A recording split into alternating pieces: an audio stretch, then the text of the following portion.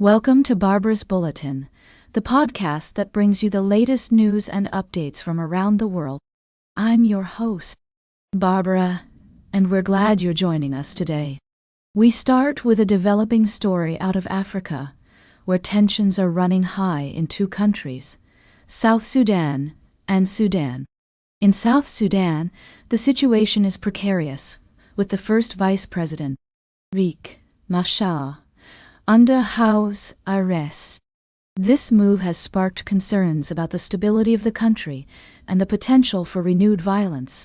The international community is watching closely, as the United Nations warns that the detention of Machar could lead to a collapse of the fragile peace agreement in place since 2018. Meanwhile, in Sudan, the army claims to have taken control of the capital city, Khartoum, after a week-long battle with rival paramilitaries. The Rapid Support Forces, or RSF, had controlled parts of the city, but the army says it has now eliminated the last pockets of resistance. However, despite this claim, the conflict is far from over, with the RSF still in control of large areas of the country, particularly in the western Darfur region. The humanitarian situation in both countries is dire, with millions displaced and thousands killed in the fighting.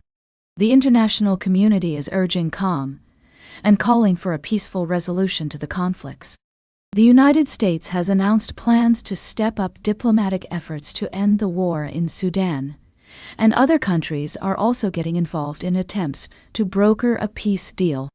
As we follow these developing stories, it's essential to remember that the situation on the ground is complex and multifaceted. We'll continue to bring you updates and analysis as more information becomes available. For now, it's clear that the people of South Sudan and Sudan are facing significant challenges, and the international community must work together to support them in their time of need.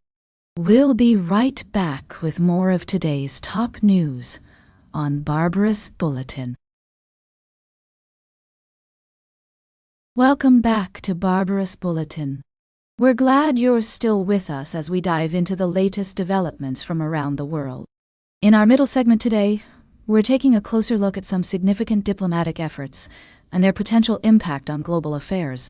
First, let's turn our attention to Turkey and Russia, where President Recep Tayyip Erdogan and Russian President Vladimir Putin have been engaging in talks aimed at resolving regional conflicts.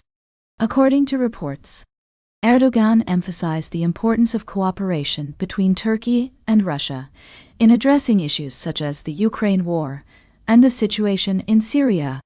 The two leaders also discussed security in the Black Sea, with Erdogan pledging to ensure the safety of commercial navigation, which could contribute to broader peace efforts.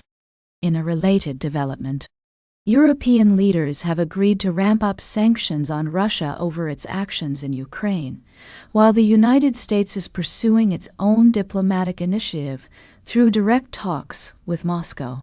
Turkey, as a NATO member, has been seeking to maintain good relations with both Ukraine and Russia since the 2022 invasion and has hosted talks aimed at ending the war.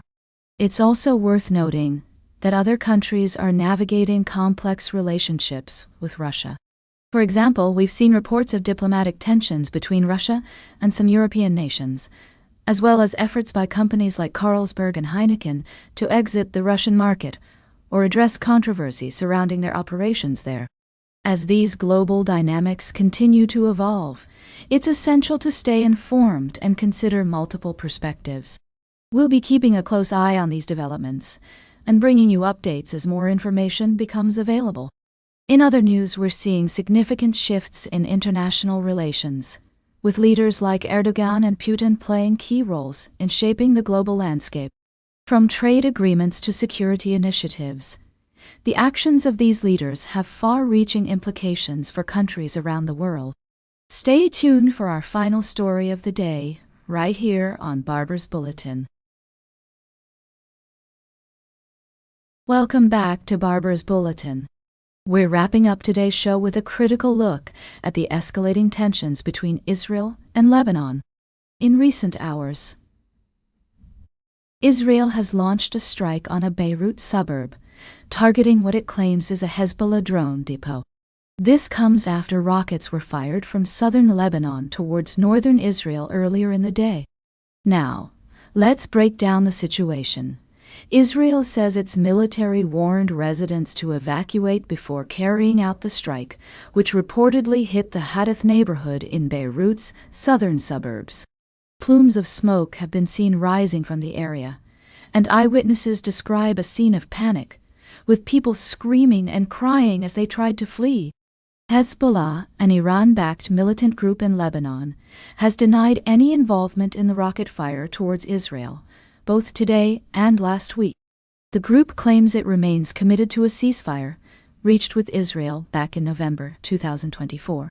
However, no other group has claimed responsibility for these attacks, leaving many questions unanswered.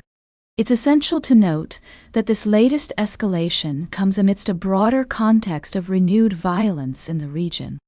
Israel has been engaged in a military offensive in the Gaza Strip since October, following a Hamas-led attack.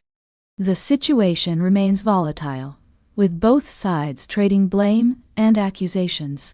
As we try to make sense of these developments, it's crucial to approach the issue with nuance and balance. We must consider the complex web of alliances, interests, and historical grievances that underpin this conflict. By doing so, we can work towards a more informed understanding of the situation and its far-reaching implications. That's all for today's Barbarous Bulletin. Remember to like, share, and subscribe. And until next time, stay engaged.